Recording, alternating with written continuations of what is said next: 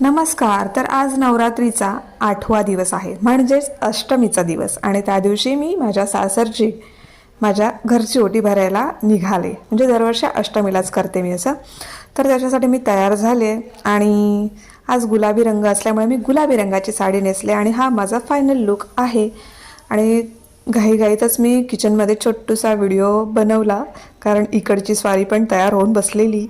तर मग आम्ही रिक्षातून निघालो आणि लवकरच देवीच्या मंडपात जाऊन पोचलो. देवी आईची ओटी भरली आणि छान दर्शन घेतलं. सुदैवाने सत्यनारायण महाराजांचं पण दर्शन झालं.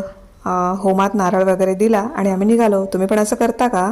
नमस्कार. तर आज नवरात्रीचा 8वा दिवस आहे, म्हणजेच अष्टमीचा दिवस. आणि त्या दिवशी मी माझ्या सासरची माझ्या घरची ओटी भरायला निघाले. म्हणजे दरवर्षी अष्टमीलाच करते मी असं.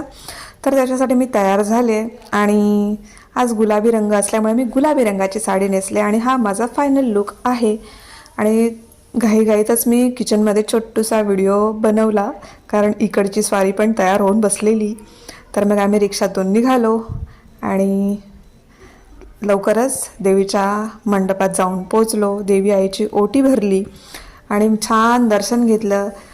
सुदैवाने सत्यनारायण महाराजांचं पण दर्शन झालं. होमात नारळ वगैरे दिला आणि आम्ही निघालो. तुम्ही पण असं करता का?